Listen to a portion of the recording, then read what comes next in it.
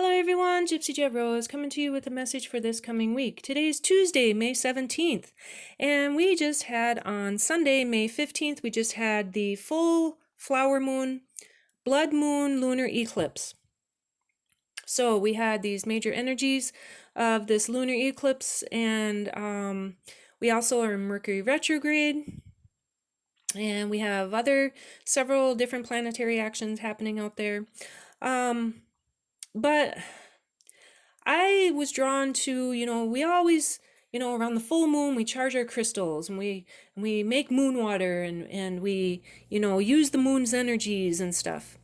And before the lunar eclipse and before all of that, I just kept getting this feeling that no, that wasn't this full blood moon lunar eclipse is not the time to be charging your crystals. It's not the time to be doing any of these energy works. And which was interesting because then I actually found a lady who does blogs and works with crystals and stuff. She also mentioned also that this was not the right time to be doing that because of the lunar blood moon eclipse. Yes, everyone says that it's an intense, powerful moon and the intense, powerful energies. But there was something more around this that I was feeling that it wasn't a good energy around that lunar blood moon eclipse. And so then I started talking with a few other people, and they also felt the same thing. They also, without me even really mentioning a whole lot about anything, they even mentioned that they felt that it wasn't a time to charge the crystals. It wasn't time to do that. And I had more of an affirmation on Thursday, May 12th. We had a major storm that come through our area here. And it was 100-mile-per-hour winds, straight line winds. There was tornadoes in some areas. And in the area that I was at and the surrounding area, I noticed that there was a lot of pine trees that went down. And when I was at class Monday night, I go to yoga, a lady there mentioned about how there was a lot of pine trees that went down. Now I know there was a lot of rain, and the pine trees, they don't have real deep roots, and that, they easily can be uprooted. But I find it interesting that it was the pine trees. It was mostly pine trees that went down. So it led me to the story of a Cherokee story that I did a while back called the Pleiades. And it's in the book called The Path of the White Wolf, an introduction to the Shaman's Way by Robin Teculus Youngblood and Sandy D. Etchermont. And the story of the Pleiades, talking about the story of the Pleiades, and it is so the Pleiades, a loose cluster of stars in the direction of the constellation Taurus, form a group named after the seven sisters of Greek mythology. These stars, the Pleiades, are surrounded by a keen nebulosity that shines due to their reflected light. For centuries, humankind has gazed in wonder and at their beauty. A well-known Cherokee tale presents the origin of the Pleiades. So the story is 7 boys refused to do chores. The mothers had asked them to do chores. They didn't want to do the chores. They decided to play instead. So then the mothers said that they were going to feed them stones instead of corn. And then the boys decided to go elsewhere. And they were starting to dance and play, and they were dancing and twirling around. And when the mothers found them, they were starting to rise. They were starting to rise up into the heavens, into the cosmos. And the one mother was able to save her boy by grabbing a stick and pulling him down into earth. But when he was pulled down into earth, the earth opened up and sucked him down, and he was gone. And then the following spring, this green plant grew, which was the pine tree. So the pine tree was associated with the Pleiades. It's the essential nature, that of the Pleiades. So the Pleiades star system, the Pleiades. I just was drawn to the story after noticing how many pine trees went down, especially in the area that I was located in. It's very heavily, the history and stuff is heavily Native American history, and the events that happened in the area. And so, and especially where a lot of the pine trees were lost, it was very Native American sacred ground up that way. So I just was finding that very interesting, connecting how the storm came through on May 12th, lost these pine trees, and then on Sunday we have a lunar blood moon eclipse. So the energies just didn't feel right. At least not to me. So, and to some other people also. So if you felt that was good for the energies and to do crystals and all that, that's good. That's, you know, following what you feel is right. So I'm just putting it out there that if you didn't, don't worry, you were just probably picking up on those energies that other people were picking up on. So talking about that, so bringing in the beautiful clear quartz, got my Lemurian quartz here, we got bloodstone, we have my beautiful dragon sapphire back here, we have my beautiful golden phantom selenite. I love this. And then I have my beautiful piece of selenite back here. We have some rose quartz for love, bringing in love, heart chakra, especially after these major energies and stuff. We're also in Mercury retrograde. Mercury retrograde is about going within, slowing down, taking time for yourself, reflection, reflecting on many different things, going within your inner work. So I would say in the next few days, you know,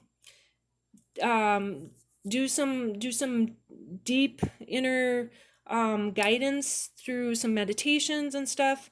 Also, I feel as if that then, you know, the energies from that lunar eclipse should be lightening up and stuff.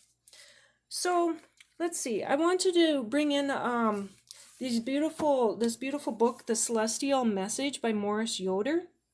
This is a beautiful, beautiful book. It has lots of pictures from the, like, here's Andromeda galaxy, has the different nebulas and all of that stuff. And so I was drawn to this one. This is Omega Nebula, and this reminds me of I have a shirt that has a butterfly on it, and it has these colors in it, and it reminds me of that. And so this Omega Nebula, resembling the fury of raging sea, this image actually shows a bubbly ocean of glowing hydrogen gas and small amounts of other elements such as oxygen and sulfur. M17, also known as the Omega or Swan Nebula, is located about 5,500 light years away in the constellation Sagittarius. The wave-like patterns of gas have been sculpted and illuminated by a torrent of ultraviolet radiation from young, massive stars, which lie outside the picture to the upper left. The glow of these patterns accentuates the three-dimensional structures of the gases. The ultraviolet radiation is carving and heating the surfaces of cold hydrogen gas clouds, and the colors in the image represent various gases. Red represents the sulfur, green hydrogen, and blue oxygen. So interesting, they talk about three colors here. Three, very sacred number. Three, the trichera. And so 3 is a very significant number. So bringing in this beautiful Omega Nebula is just beautiful. And then this one here, this one's beautiful too. The Small Magellanic Cloud. The Small Magellanic Cloud picture here is a sparkling star-packed dwarf galaxy that orbits the Milky Way. Although it is completely outside our galaxy and about 210,000 light years away, it is still visible to the naked eye from the southern hemisphere. So just these are just beautiful, and you learn so much in this book. So talking about galaxies, talking about the stars and stuff, about all the energies happening and stuff, we're going to see what the Archangel Angel cards, what Archangel would like to come through for a message to help us through on this coming week. What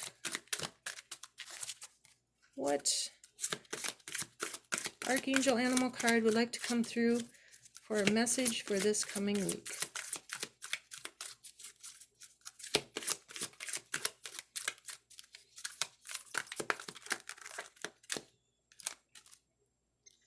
We have Butterfly. Be ready to transform with wisdom. Archangel Primilink. So, the butterfly. The butterfly keeps coming to us. Because I was just talking about my butterfly shirt and stuff. So, the butterfly. What does Miss Beautiful Butterfly have to say? Butterflies originate from Orion, the constellation of wisdom, and are fifth-dimensional insects. They are messengers of the angels, and their auras contain archangel codes which help you connect with those beings of light. If a butterfly flutters near you, it may be bringing a message or reminding you how loved you are. Part of their soul mission is to bring joy. Butterflies go through an incredible metamorphosis from egg to caterpillar to cocoon to butterfly before they spread their wings. Their main soul mission is to demonstrate that change is possible, and so is massive spiritual growth. Their service work is to pollinate, though to a lesser degree than the bees. When you receive the butterfly card, you are advised that it is time for profound transformation. You are ready to emerge from your cocoon. Do not rush this. You need a phase of relaxation and calm before you spread your wings. Use this period for a life review to help you decide what you want to change, and remember that the process is inevitable. You will emerge as a different spiritual person. See the world through the eyes of expectation and do everything with a new joy and lightness. Stay in harmony and peace. Remember, you are a beloved child of the universe and that wondrous possibilities are becoming available to you. You will be protected and supported as you explore the new. You are an emissary for the angels, carrying angel light in your energy fields, and people will see or sense your inner beauty and respond to you with love and happiness. So the beautiful, beautiful butterfly coming through, bringing in the cosmos again. So talking about the cosmos, talking about the heavens, talking about the stars, and the butterfly is just coming in and saying that we are going through this transformation. We are going through this, but it was the time to take this rest, and it's the time to take this time to rest in these energies. Saying again that the wisdom is coming through. And the wisdom is coming through nature. The wisdom is coming through nature, through the cosmos and the stars. And it's coming through just little things, that the messages that are coming through. So knowing and taking that in, and feeling the energies, and knowing that the energies that are coming in, we need to take the time and rest. We need to recuperate, because this was major energies that are coming in, and we still have these major energies. We're having these downloads coming in, uploads, downloads, being, DNA activations and stuff. So the butterfly is just reminding us, take that time, that you are loved. You are loved. You are worthy. And when you take the time and see the world through the eyes with joy and lightness, you see everything from a different perspective. When you look around, you see things from a different perspective. So just looking at that, we're transforming with wisdom. So just bringing in those few messages. So have a beautiful day, have a beautiful week, and I'll bring in more messages as they come.